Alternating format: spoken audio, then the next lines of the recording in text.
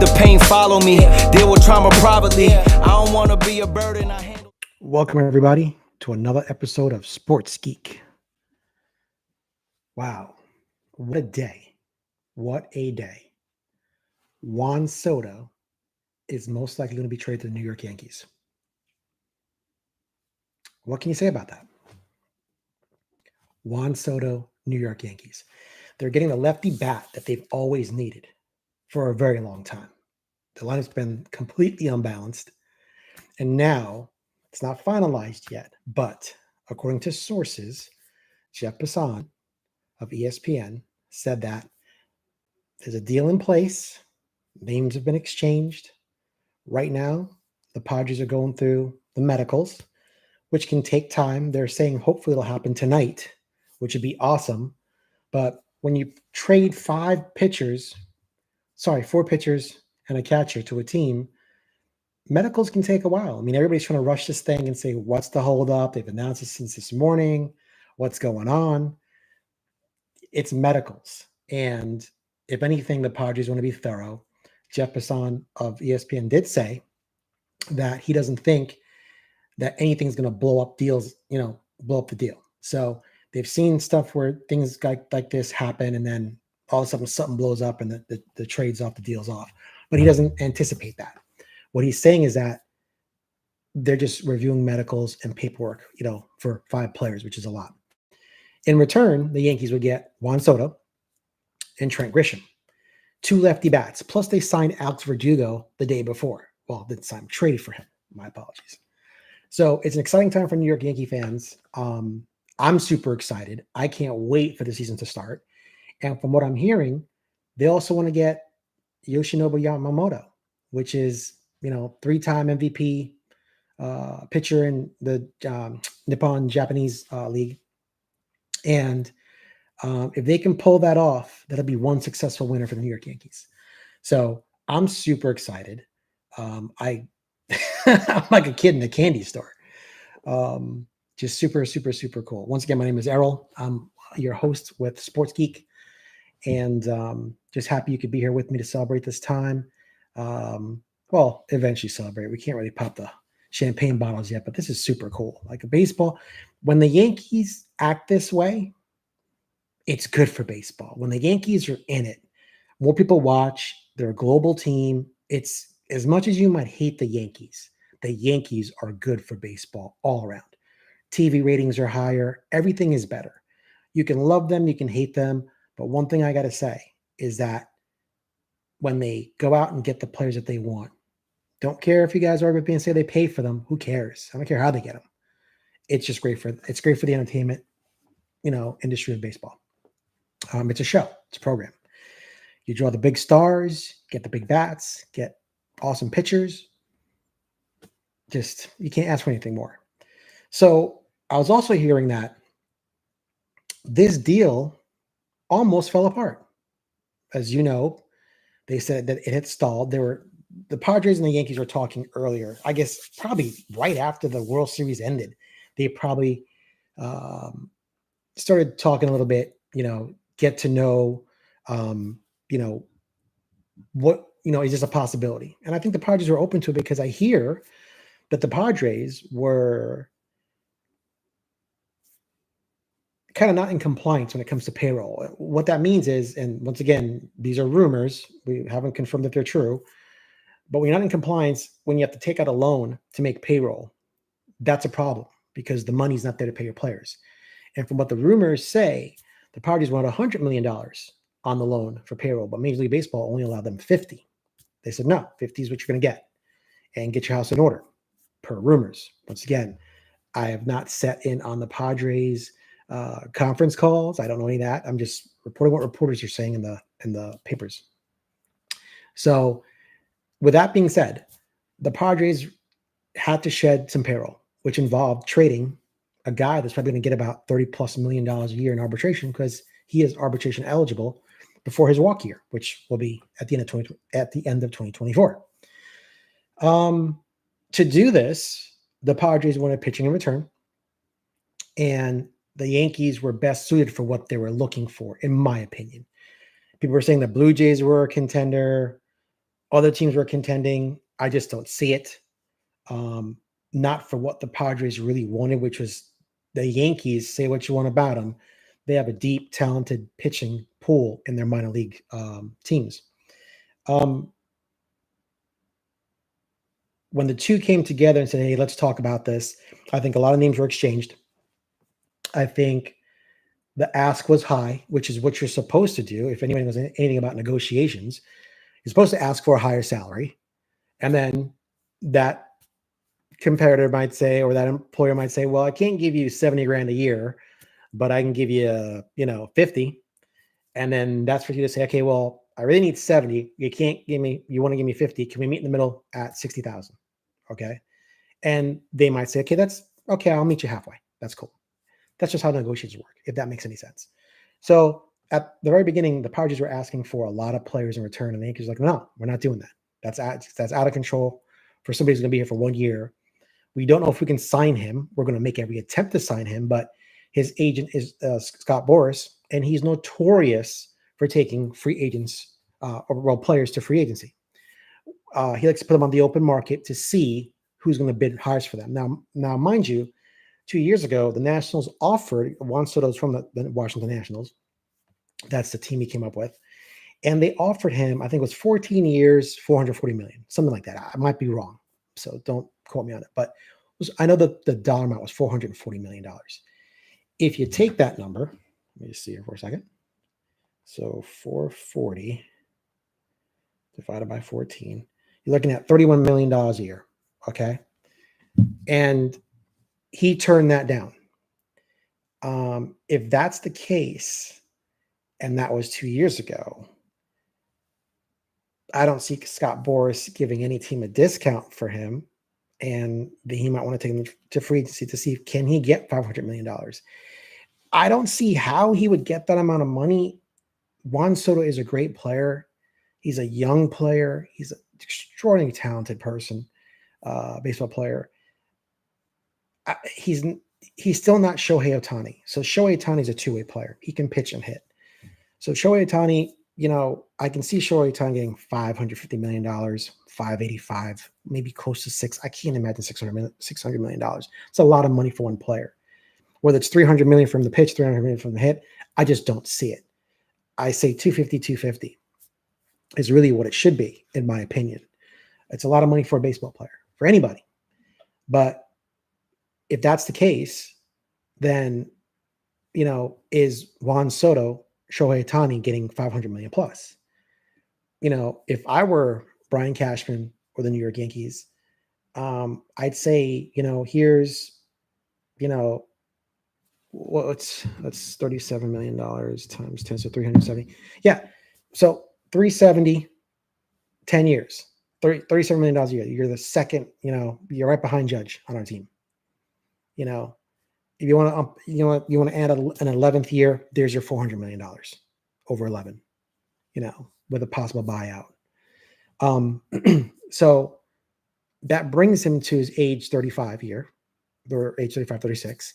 And that's good. That's a good deal. You don't want to get tied into these players as they're getting older, 30, 38, 39, 40, and you're paying them $30+ million a year, and they're coming to the end of their career, of their prime.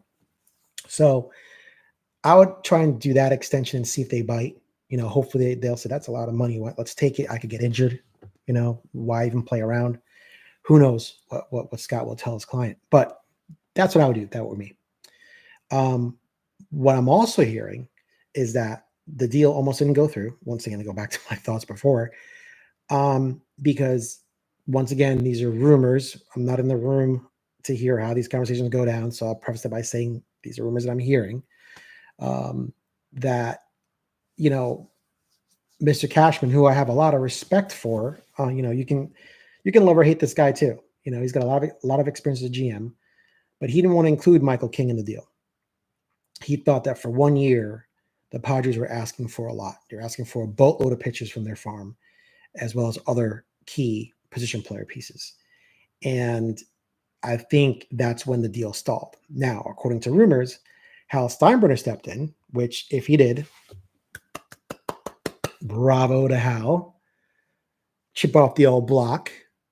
came in there and said, no, you're not doing that. Absolutely not. Go get me my guy. We went all in on this. If they want Michael King and a few of the pieces, give it to him, because this is a transformational player. He's a one of a kind. He's young. We can figure this out. Let's get him. Let's get this done. We need to sell tickets. We need to sell merchandise. We need to make money. It's a business. What are you doing? And I got to applaud Hal for that. I really do. Like, that's something his father, George, used to do. Like, it's his company, right? Like, you can't, when you have a business and you have multiple departments in that entity and they're running things for you, and you're giving up, investment money in these departments to bring you a championship team or build something for you, and year after year there's failure, whether it looks good on paper or not. The Yankees in the past few years have not done their due diligence and their homework. I don't care what they say about analytics. I don't care what they say about some of these players that they've acquired. They've acquired some players that honestly they didn't do enough due diligence on, because the roster has been flawed for a very long time. It's been flawed. I get it. Shohei didn't want to play in New York, but we shouldn't have pivoted to Stanton at that point in time. We could have picked up Bryce Harper when we had the opportunity. That would have been a good pickup. And he could have been playing first base right now. Right? So, and he always wanted to be a Yankee. So that's just a shocker to me. Manny Machado, it would have been cool to have him, but once again, we didn't offer him anything. And I don't think, in my opinion, it would have been that much of an impact. I think there were better options at the time.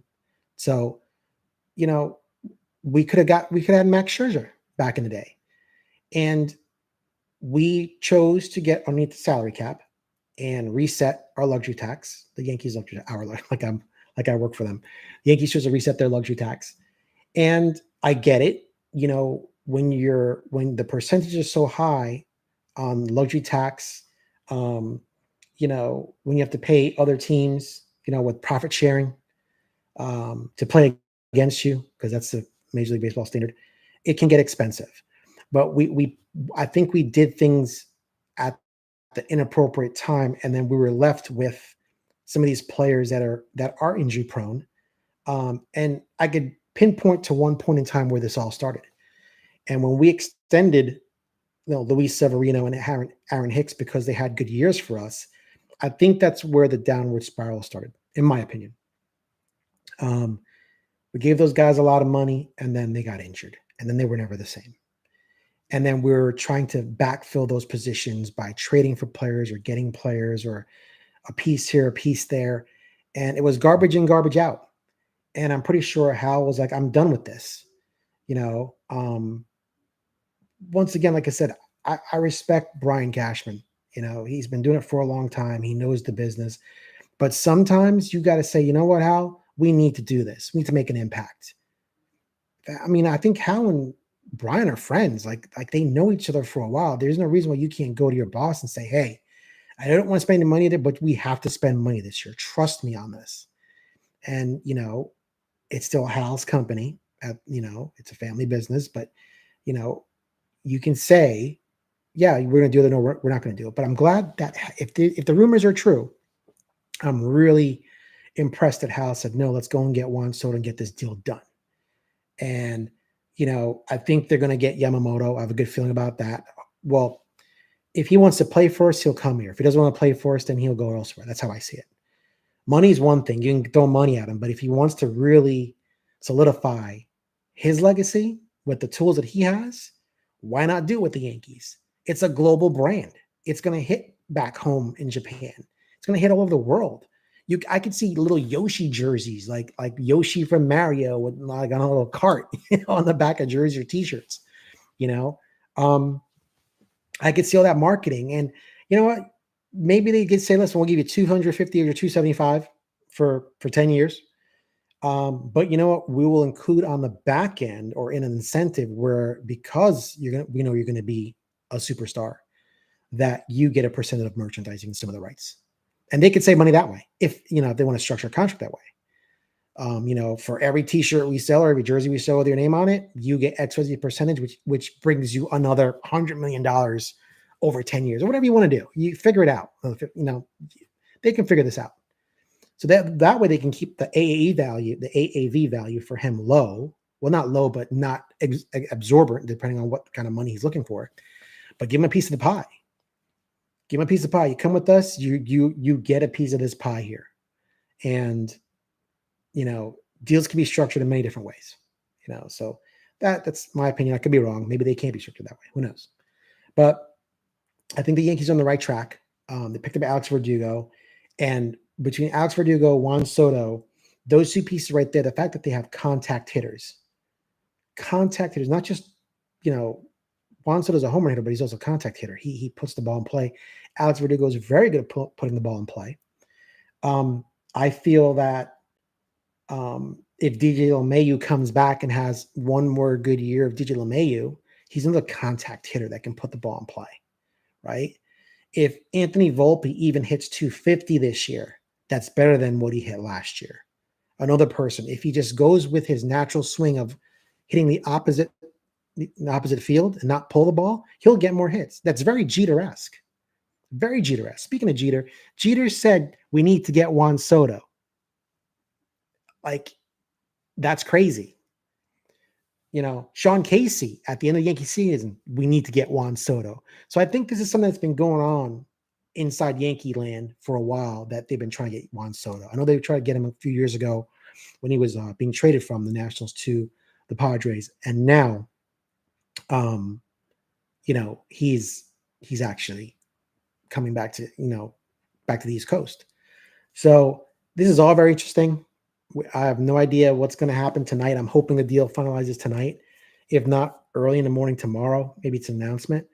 But, man, these are super exciting times. Super exciting times. Hal, thank you for putting your foot down and just saying, hey, let's get this deal done. Let's stop playing around. We've got a lot of work to do. They've got to go get a pitcher, which is probably Yamamoto, and probably some other pieces. I'd love for them to pick up a dedicated closer. I think getting another Clay Holmes is not – when Clay Holmes is good, Clay Holmes is great, if that makes any sense. When he's on, he's fantastic. But when he's not, it's a nightmare.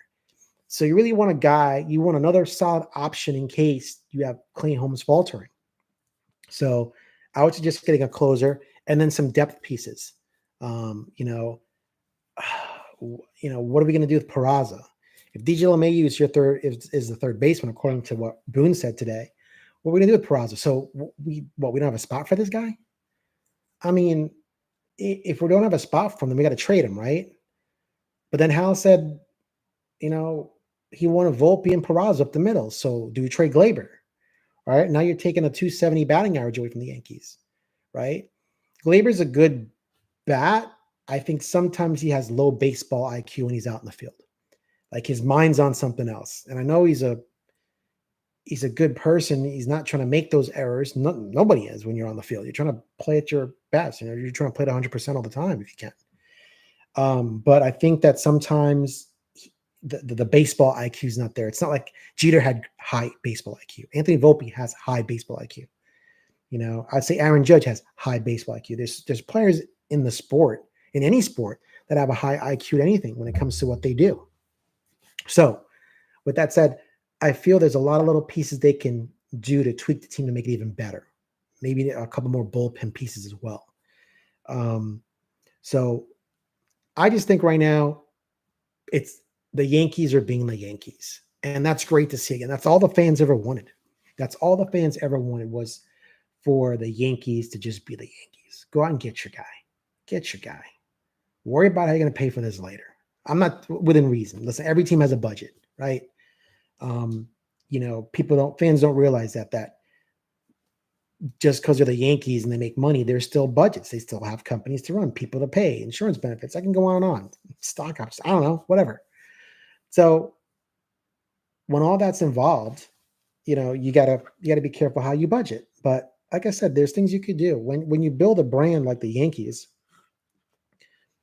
and you build it right. People will come out and see those stars, see those players, see the team. They will spend money. They will spend their cash because, listen, Yankee fans are loyal. Loyal. I've been a Yankee fan since, God, 12, 13 years old, 14 years old, something like that. So, I appreciate all what they're doing now. And it feels good to just not be a laughing stock, not just piece a team together with just duct tape and guys that shouldn't really be on the team. So right now, I'm excited and I hope everything goes well tonight. If they announce any deals later, I will come back on and announce that a deal's been done. I'll just create like a little short video and celebrate. Maybe you'll see me drinking a beer or something or popping some Cristal. I don't drink that stuff. But yeah, super exciting times. I think a lot of things are going to happen today. I think the Yankees are in the right direction, the right path. And I'm hoping that once this deal does get finalized and everything, San Diego approves it, along with Major League Baseball, that the next piece to get, is going to be, Yoshinobu Yamamoto, which is the pitcher from Japan. So anyway, my name is Errol. You're listening and watching Sports Geek. And like I said, I'm new to YouTube. Hit that like button, hit that subscribe. Whenever something new comes up, I'll do my best to get on here and update you guys.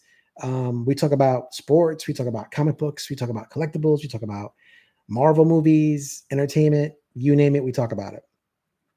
Eventually, the show's just very organic right now. I'm going to figure a few things out. We'll have some music, intros, all that stuff. I'm going to try my best to build some really good shows and have multiple channels for your enjoyment and edutainment as well. So anyway, thanks again. Have a good evening. If anything happens, I'll pop back on. Go Yanks. Hey, nowadays the pain follow me. Deal with trauma privately. I don't wanna be a burden. I handle things